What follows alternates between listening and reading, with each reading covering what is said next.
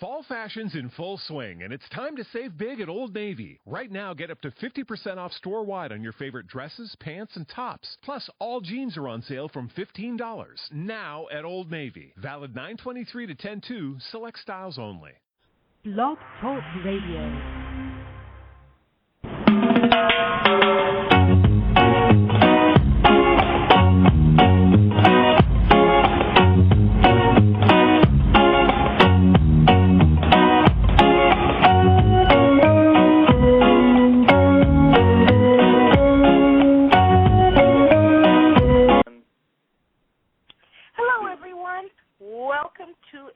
Another conversation. My guest tonight is Carmeta Albarus, former school teacher from Jamaica, is president and founder of CVA Consulting Services, a forensic social work firm based in Harlem, New York. Ms. Albarus Lindo has, for the past 22 years, worked as a consultant within the criminal justice system, gaining national prominence as a death penalty mitigation expert. Within this framework, she has been qualified as an expert in social history investigations, psychosocial assessment in both state and federal courts. She has worked on a number of cases involving Caribbean youths, including the Washington, D.C. sniper case of Lee Bird Melville. She's appeared on CNN, BET, Larry King Live, E!TV, MSNBC, the History Channel, among others. Albarus has also served as a faculty of numerous seminars within the criminal system where she has presented issues on cultural sensitivity and race. In her work with immigrations, and Jamaicans in particular, that influenced her decision to start an organization aimed at providing assistance for persons deported to Jamaica. The organization, Family Unification and Resettlement Initiative, FURI, F-U-R-I for short, was founded in 2002 and is a 501c3 not-for-profit organization. As usual, my co-host is Chris Daly from Jamaicans.com, a blogger. Take it away, Chris. Thanks, Denise. And Carmeta, welcome to our conversation this afternoon. It's good to have you. It's good to be here. Great. First, let's get to know you a little. You know, you have Jamaican roots. Where in Jamaica do you hail from? I was born and raised in Kingston. All right. And you've lived all your time in Kingston? Yes, until 26 years ago when I migrated to the U.S. Okay, and you came, to New York? Well, you know, initially I went to Washington, the state of Washington. My then husband was sent there on a scholarship, and I went there. We went back to Jamaica, where we stayed for about 3-4 years. And then we decided to come to New York, and I've been living in New York now since 1985. Okay, great. Good old East Coast, New York. Well, yeah.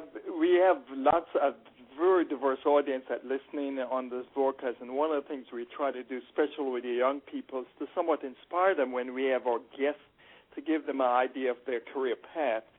We know you were a school teacher, but know you do work as a social work and an advocacy type of work.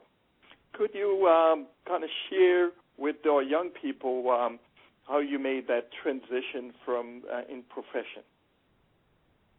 Well, my first profession and my first love was teaching, and I was a pretty young teacher when I graduated from Teachers College, and I worked in the public school system for about 12 years before I came to the U.S.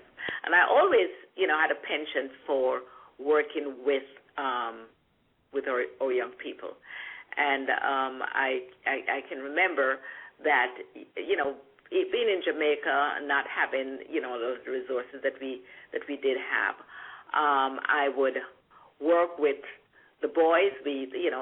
Jamaicans and as far as sports is concerned, and the girls with dancing and music. So I was really very involved in extracurricular activities as well. But when I came to the United States,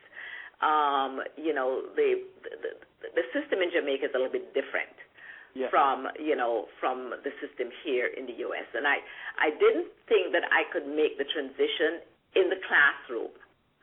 And so I decided to look into other options. I thought about law, but then I settled on social work.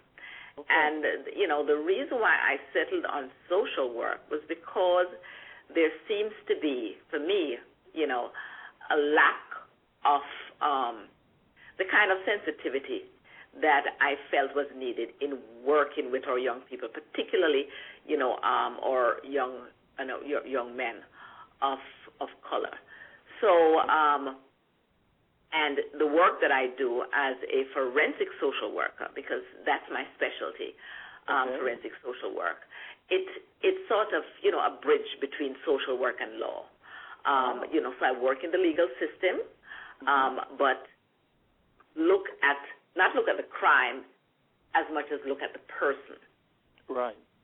Factors that contributed to the person committing the crime. I'm looking at biological, sociological, psychological, environmental factors that may have contributed to crime, to the commission of crime. And your co-host mentioned Lee Boyd Malvin. His name is actually Boyd Malvin, who was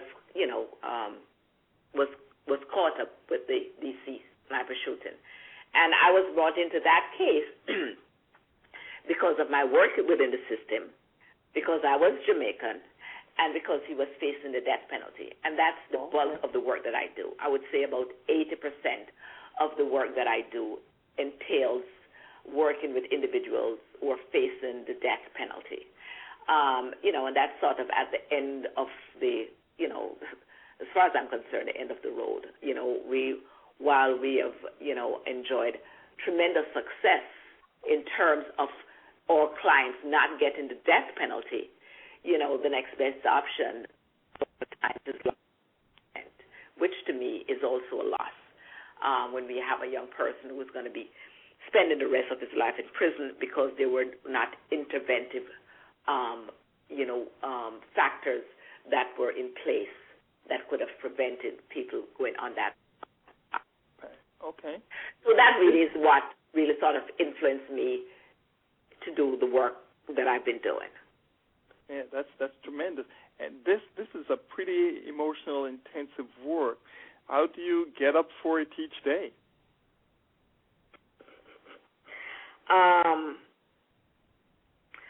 Well, it is challenging. But it is also rewarding. Working with people, understanding people, is extremely rewarding. And so I am not burdened by,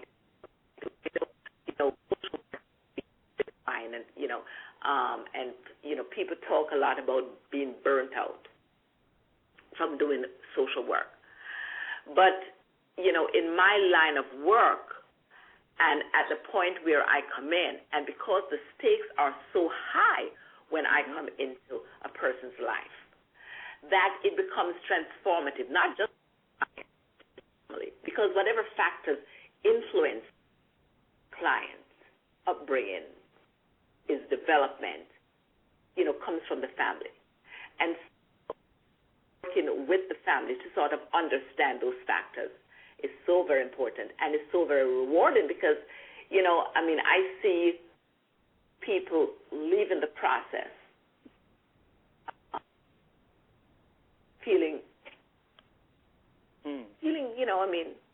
better about situations and better being able to work on, on certain issues that happen. may have plagued them for a very, very long time. And so, it's things like that that really motivates you. Well, we're suffering through a global recession, and I've seen there's an increase in deportation back to Jamaica from lots of places, from both Europe and from the United States.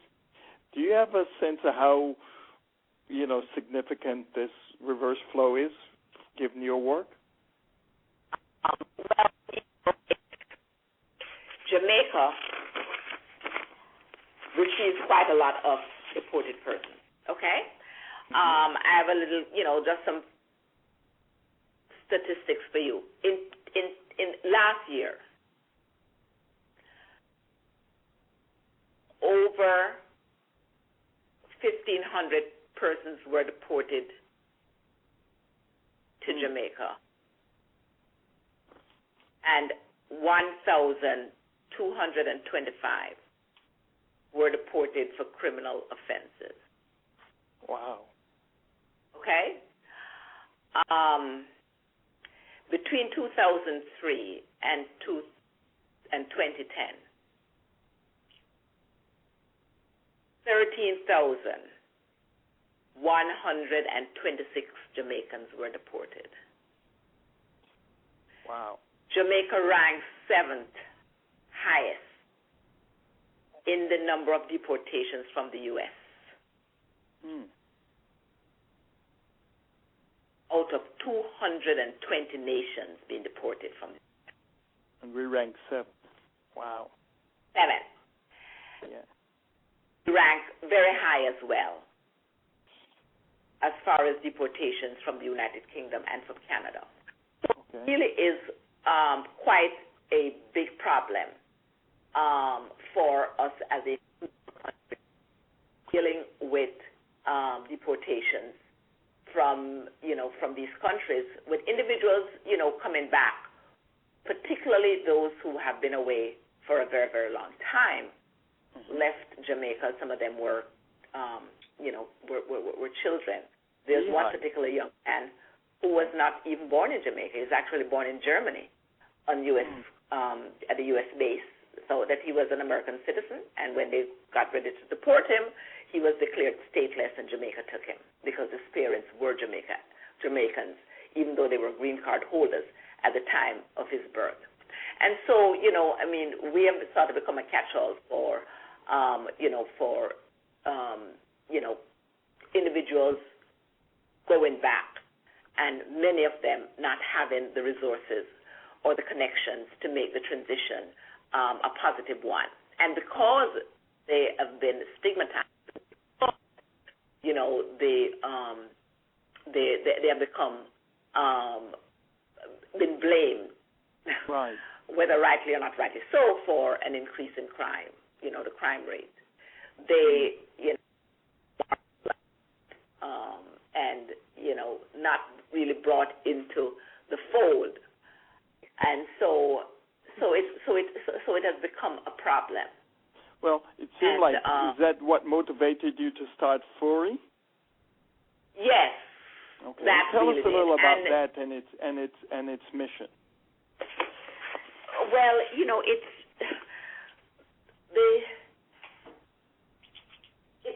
it really is to provide hope for those, are seeking a new life. Okay. And in a lot of ways, that's what it is, because it's, for many of the persons who have been deported, it's like putting them in a foreign land. Right. Because they were not, socialized in Jamaican culture. They really know very little about Jamaica. And they're dropped there, without any sort of system. And that's a recipe for disaster. So, as a social worker, and as someone who has worked with, these individuals and understand that given a second chance, many persons will choose the positive path rather than the negative path. Right. That is what influenced me to really start it. And also because there didn't seem to be anyone else, whether government or any entity, really given the kind of attention that I felt was needed for this problem. So how do you coordinate with some of the social agencies in Jamaica with these to support these young people? Well, I really started by giving individuals information from up here, okay, to the prisons, providing them with brochures, providing them with hints on how they can prepare for deportation, things that they can do while they're locked up, okay, giving them resource information as to, agencies that they can contact when they go down there. And then the British government, in collaboration with the Ministry of National Security, started a program, and Fury was really at the forefront of this effort, wherein they getting together with other NGOs to provide certain basic services, such as emergency housing. There was a time when individuals would go down and they end up on the street. They were dropped off at the airport, and if they did not know which way to go, that would be it for them. So many of them ended up as street people. Now, at least, when they come down, it's much more coordinated. And when they come down like once a month, particularly from the U.S., and I think also from the United Kingdom. They come down and they're greeted. They're greeted by the organization, they're greeted, and they're screened by the Ministry of National Security. If they have no place to go, then they are provided with temporary shelter, lasting, up to 30 days, or sometimes even more, depending on the circumstances. And we now work with other agencies, mental health, drug abuse. We work in close collaboration with Food for the Poor and with the Church of Latter-day Saints that provides us with food items, with clothes, etc., toiletries that we can provide for the individuals. But in addition to that, the counseling that we give, the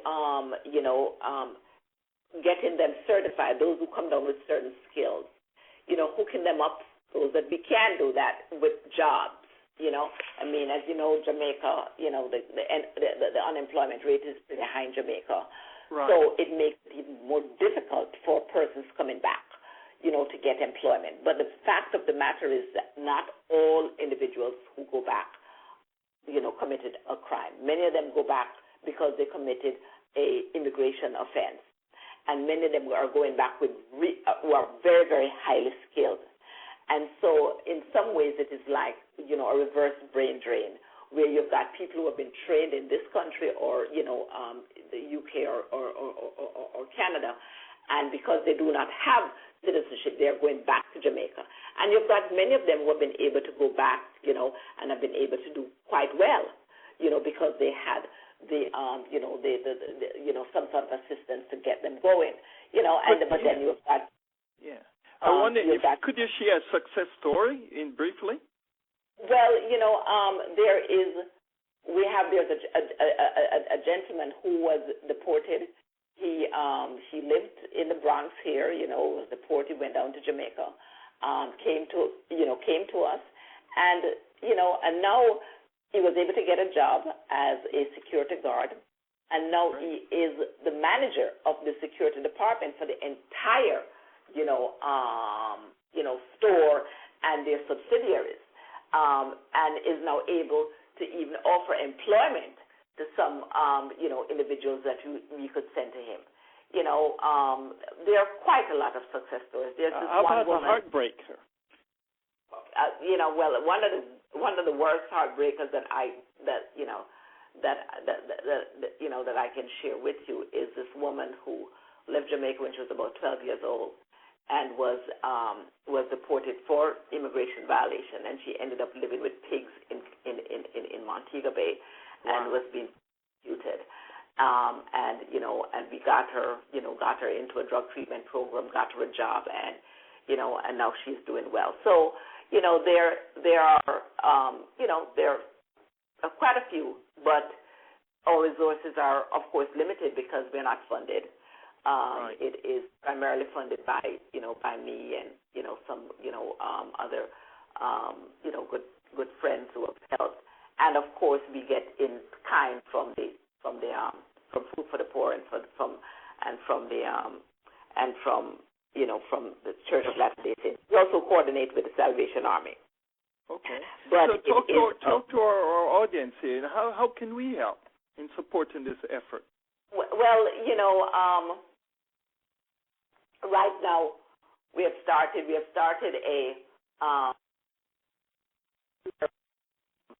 we're training our people for to learn how to repair and to work on computers. But one of the working in Jamaica, they're all volunteers. Some of them are deported persons themselves, and they volunteer their services. Cash is always welcome. Kind is also welcome. Our website, you can go to www.familyunification.net and see what we're doing. It's very easy to make donations on the website. Can make a donation that goes directly into our tax. It's tax exempt. Right. And let me give you the addresses that we have. Please do. Our New York address is 144 West 127th Street, New York, 10027. The phone number is 646-698-2172. And our location in Jamaica is 11 Graydon Avenue, Kingston 10. And the phone number is there, 876-906-8262 or 876-279-3283. And if there's anyone out there who is a deported migrant and who is in Jamaica and feels lost, please reach out to our office and see, how best we can work with you to help you to realize your potential. The organization is there to help anyone who wants some assistance to help themselves. Carmeta, thank you for your dedication and for your genius in putting together this organization. We look forward to getting the word out about it and look for further great things for you in the future. Thank you so much. Also, you're very welcome. Thanks for having me. And one more thing, if you'd like to learn more about Jamaican diaspora, visit JamaicanDiaspora.com. To learn more about Chris Daly and his blog, visit Jamaicans.com. And for Fury, F-U-R-I, FamilyUnification.net. Thanks for spending some time with us.